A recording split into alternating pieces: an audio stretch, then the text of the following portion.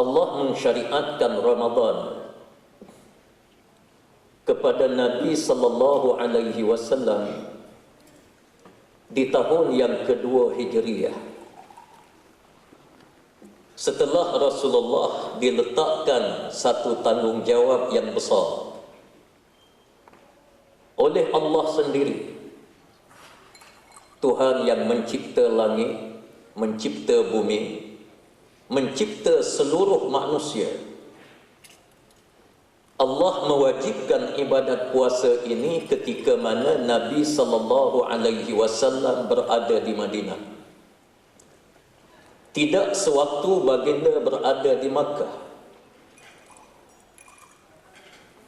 Mengapa Rasulullah diwajibkan ketika baginda berada di Madinah? Dan Allah jadikan perjalanan Rasulullah ini selepas daripada Makkah Al-Mukarramah, baginda datang ke Madinah Al-Munawwarah. Madinah adalah bumi yang sangat dahsyat, yang disebut oleh para alim ulama sirah sebagai bumi Ardun Sa'alik, bumi lanun yang sangat ganas. Bukan lanun di laut, tetapi lanun di padang pasir. Lanun di padang pasir ini bukan saja mereka merompak, tetapi mereka menangkap manusia, dibakar, kemudian dimakan daging manusia. Ini lanun di padang pasir. Mereka memenuhi bumi Madinah Al-Munawwarah kerana Madinah adalah bumi yang sangat strategik untuk lanun. Pedagang-pedagang yang datang daripada Makkah menuju ke Syam mesti melalui Madinah. Yang datang daripada sebelah Jordan ataupun yang datang daripada terusan Swiss, daripada Mesir, mereka mesti melalui Madinatul Munawwarah, dan di sini mereka mengambil kesempatan untuk merompak, menyamun dan membunuh mana-mana manusia yang difikirkan perlu dibunuh. Ditambah pula Madinatul Munawwarah ini syarat dengan kabilah-kabilah yang banyak, yang disebut oleh Imam Ibn Hisham di dalam sirahnya, kabilah yang menetap di Madinatul Munawwarah lebih daripada 100 kabilah yang sentiasa berperang di antara satu sama lain. Bunuh-membunuh perkara biasa. Inilah dia Madinah. Dan Allah mentakdirkan di Madinatul Munawwarah terdapat lebih daripada 40 jenis agama. Allah Subhanahu wa ta'ala jadikan perjalanan Islam ini sangat ganjil. Allah tidak menempatkan Nabi sallallahu alaihi wasallam selepas daripada Allah membentuk kepribadian Rasulullah dan para sahabat di Makkah Al-Mukarramah selama 13 tahun. Dengan berbagai-bagai cabaran, berbagai-bagai ujian. Dan ujian yang kita hadapi ini harus kita faham. Orang yang diuji oleh Allah adalah orang yang Allah sayang. Nabi sallallahu alaihi wasallam menyebut di dalam hadis baginda, asyaddun nasi bala'an al-anbiya, thumma alladhina yalunahum, thumma alladhina yalunahum, thumma alladhina yalunahum. Orang yang paling dahsyat diuji oleh Allah adalah para anbiya alaihi wassalatu wassalam, disusuli oleh tabi'in, kemudian disusuli oleh generasi tabi'in.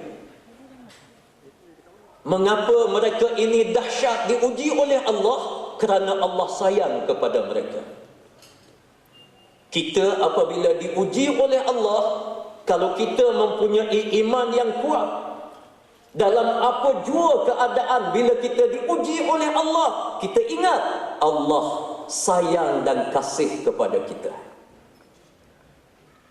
Nabi sallallahu alaihi wasallam, Allah Subhanahu wa taala gerakkan perjalanan risalatul Rasul sallallahu alaihi wasallam, perjalanan kenabian yang dipimpin oleh wahyu Allah Subhanahu wa taala, bukan sebagaimana perjalanan manusia yang lain.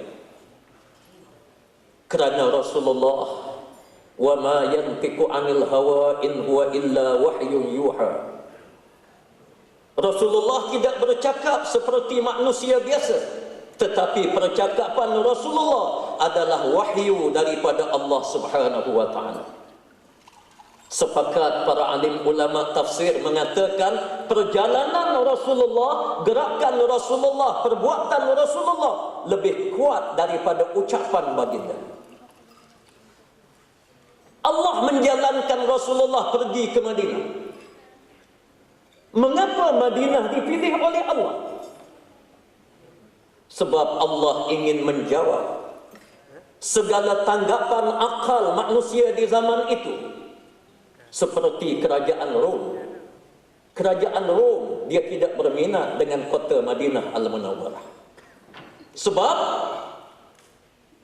lokasi Madinah yang sangat dahsyat, penduduk Madinah Al-Munawwarah yang sangat teruk.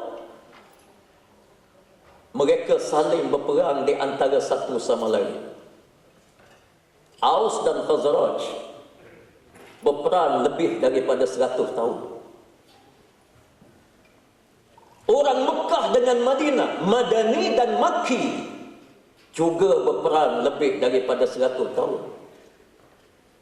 Kerajaan Parsi, kerajaan Yaman, Ma'in dan Sabah tak berminat dengan Madinatul Munawwarah kerana bacaan akal manusia, siapa yang pergi ke Madinah dia akan tewas.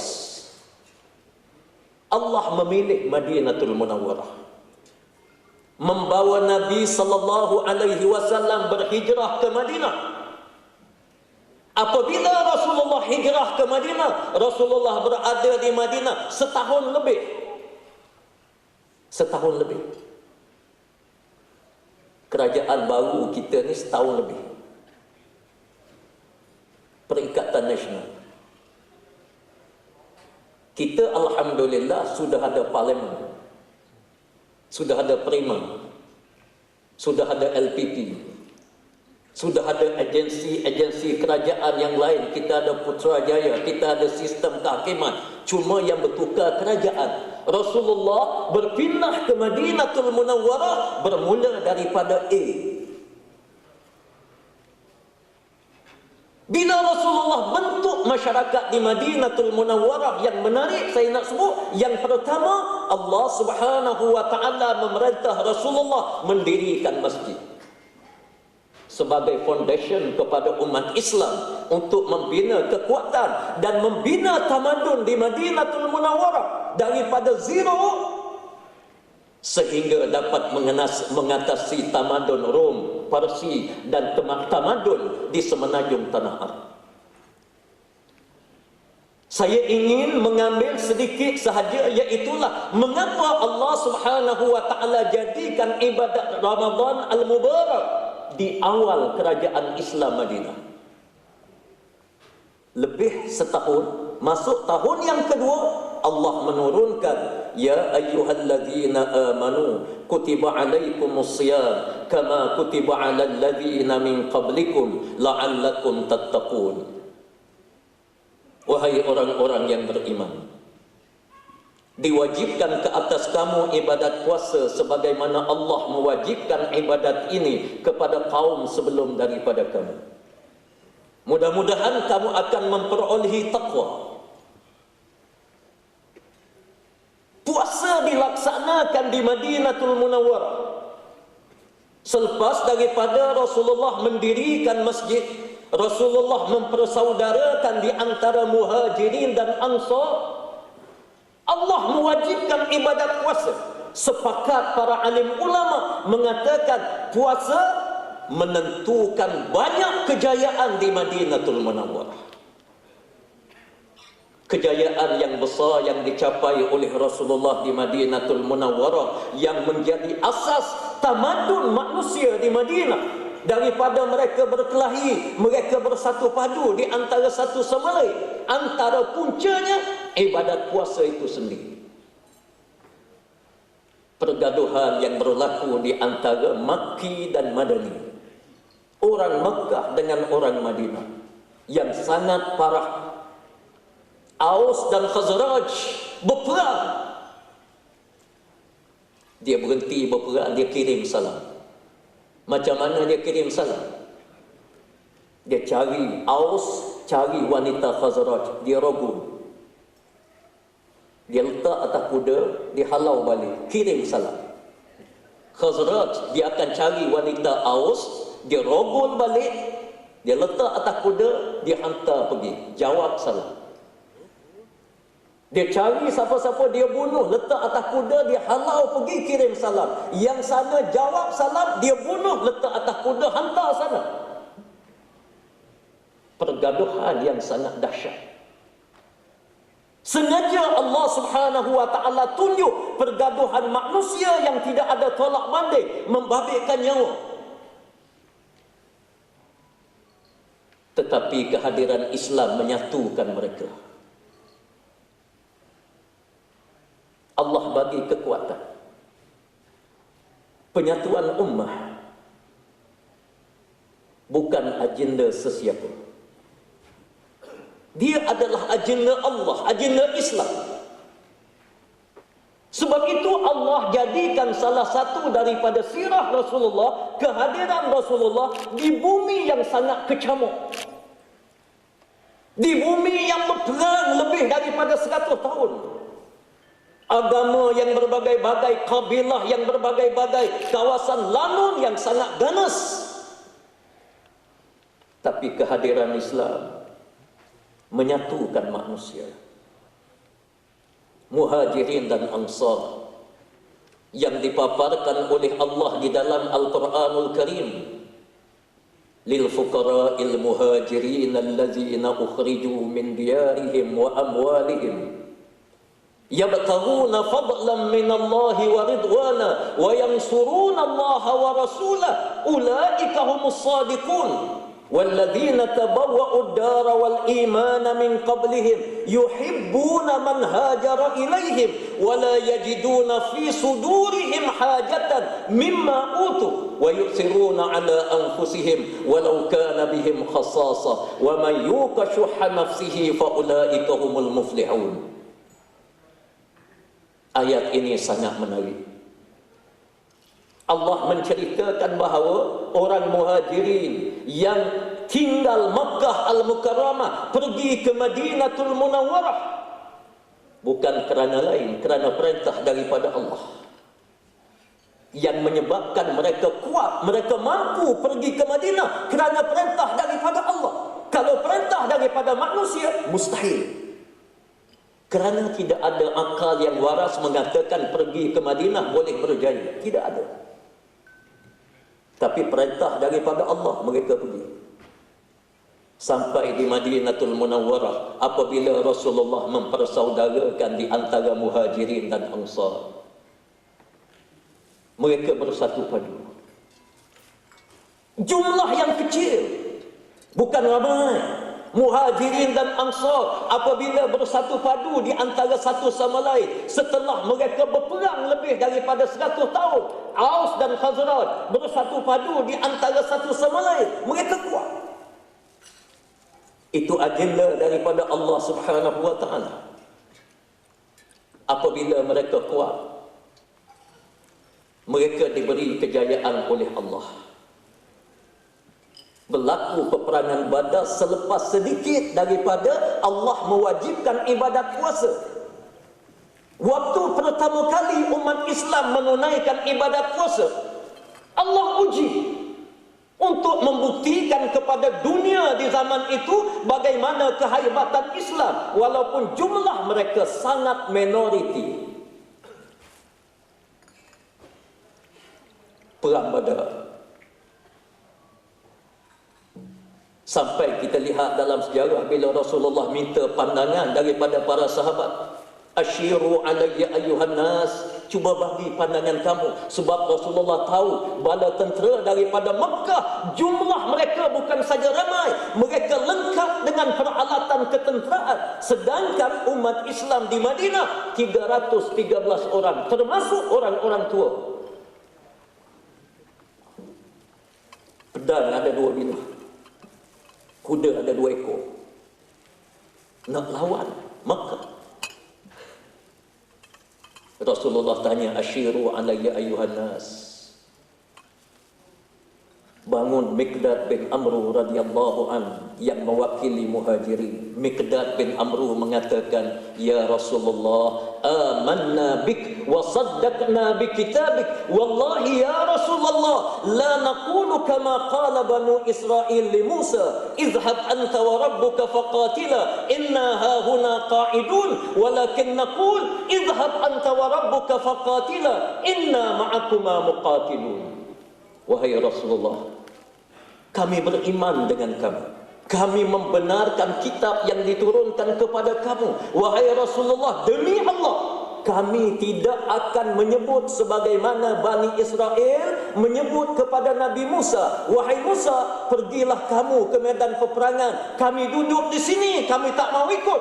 Hari ini wahai Rasulullah, kami sebut kepada kamu, demi Allah, pergilah wahai Rasulullah ke medan peperangan, kami bersama-sama sehidup semati dengan kamu wahai Rasulullah.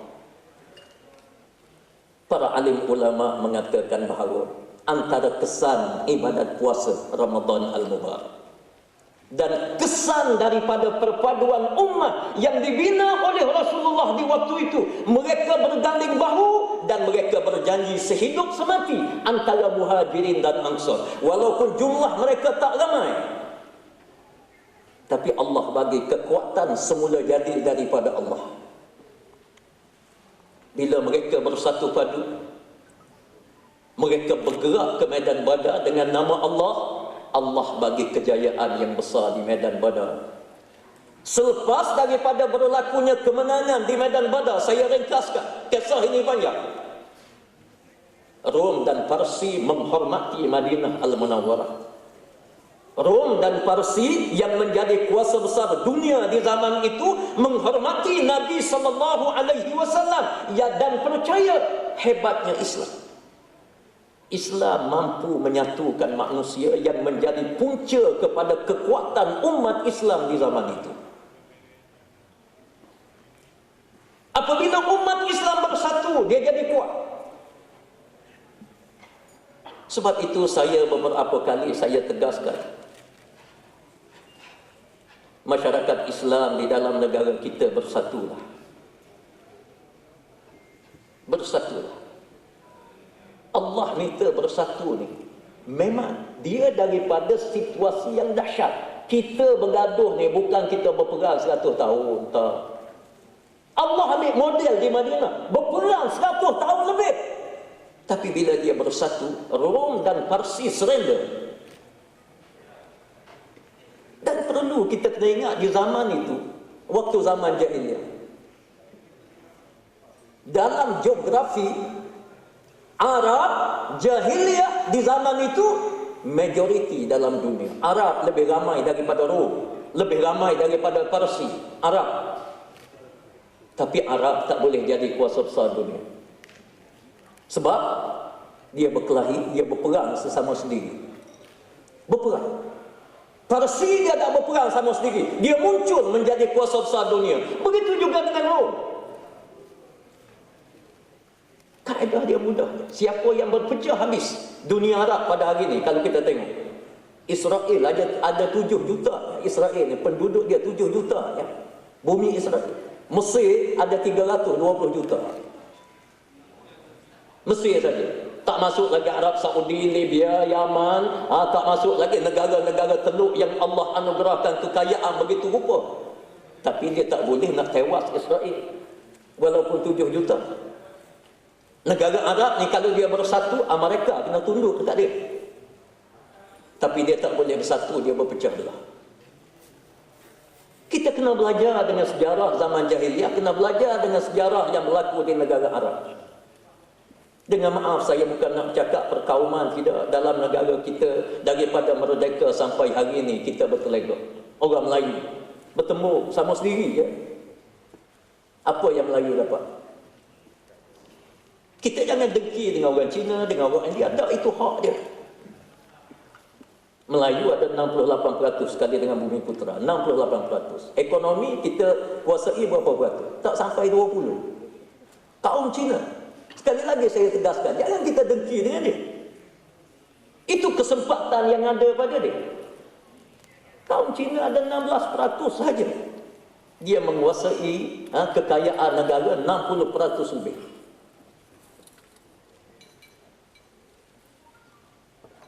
Kita nak terus dengan perpecahan. Allah anugerahkan titik perpaduan kepada kita sebelum daripada ini. Allah tak bagi banyak kali. Kita kena ingat, Allah tak bagi banyak kali. Saya banyak bercakap. Saya dengan Datuk Seri Syahidat, lama kita bincang titik-titik permulaan untuk menyatukan umat. Saya sebut lama, belasan tahun. Saya dengan Datuk Seri, bersama dengan Datuk Seri Tuan Ibrahim, kami keluar negara, ke sana ke sini, kita bincang, kita macam-macam benda. Alhamdulillah tercetus.